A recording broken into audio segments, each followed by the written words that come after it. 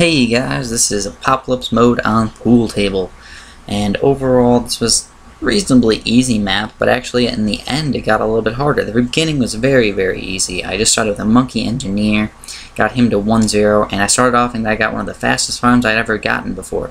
And I've done this before on one map before, and the monkey engineer is just a really good starting tower. And before I get into the exact strategy, I'm just going to tell you what you're going to expect from this video. I'm going to talk about the strategy first of all, and then I'm going to go into a little bit of detail about myself, just a little bit, not too much. And then I'm going to talk about something really I think is very interesting. I'm going to talk about some cool, scary bugs. And let's first of all talk about the strategy. After you get the 1-1 engineer, or the 1-0 engineer, and you get your monkey farm, monkey farm? Banana farm. After you get the banana farm, you get a sniper, and you get a 1-0 sniper. And I had a little bit of problem with this. What happened is there was a lead balloon that came on level 18 or 19, and I didn't have my 1-0 sniper, so I had to use a pineapple and some road spikes to kill that lead balloon. So just be a little bit careful if you do follow this strategy for whatever reason.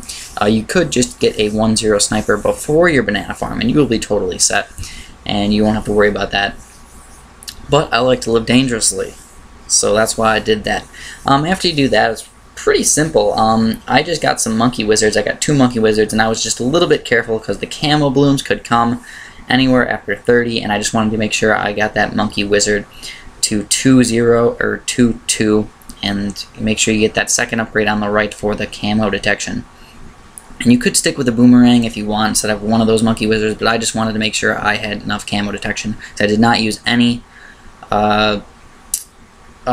spike factories. I did not have any spike factories, so that's normally what I use for my camo detection, and I did not have them this time. Anyways, yeah, it's just like it's pretty simple, but I actually had a little bit of a hard time once I got past like 40.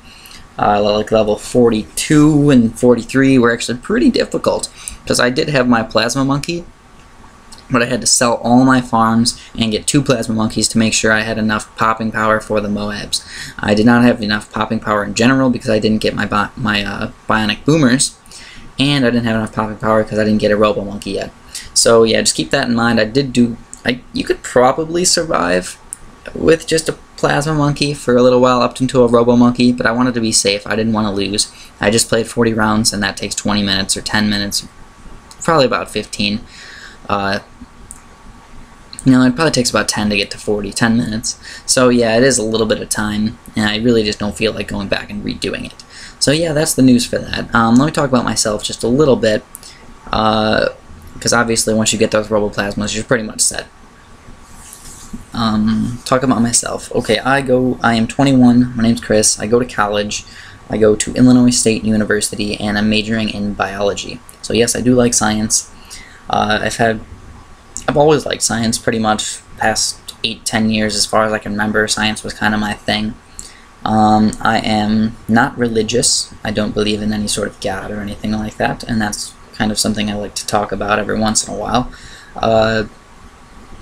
I wouldn't say that God... let's not even get into that. What else about me? I already told you guys I really like video games in general, and I have a girlfriend. She's pretty awesome. I used to work at a flower shop.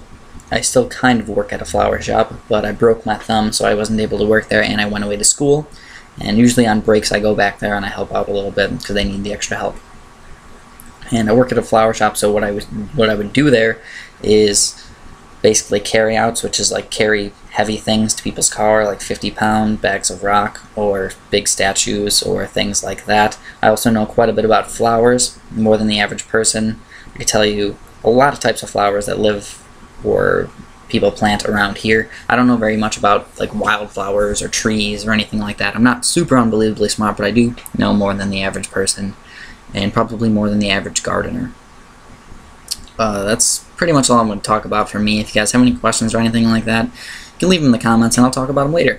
Anyways, let's talk about something else for a little while. Let's talk about some scary bugs. And I'm just going to go through like a top 5 countdown of some of the scary bugs and why they're a little bit scary. These aren't the absolute scariest bugs, but they are, in general, pretty scary. Let's start off with the Asian hornet. First of all, think about an adult person's thumb. Think about how big that is. This hornet is about that big. So, and that's without the wing spread or anything like that. Just the body of the hornet is that big. They are huge. They're an Asian hornet, and they are ridiculous. They kill so much stuff. They kill praying mantises and stuff. You wouldn't really think about that, but they do. They kill praying mantises pretty easily, and they spit acid. Yep, they spit acid out on things and then eat it. And if you actually watch some of the videos of these Asian hornets, they're pretty ridiculous. There's one video of them, like 25 or 30 Asian hornets killing 30,000 honeybees in a matter of a couple hours. 30,000 honeybees. They're killing like 20 a minute. Or 10 a minute. Somewhere around there. That's just ridiculous. Anyways, let's go on to number 4. The bullet ant. The bullet ant is called the bullet ant because when it stings you, it feels like you get shot because it hurts that bad. I'm not going to talk about the bullet ants too much, but they are scary. If you got stung by a couple of these, you would feel agonizing pain for hours upon hours. And you don't normally think of ants stinging. I mean, unless you have red ants, they bite, and those hurt pretty bad. But these ants actually sting. And that means that they come from the back end.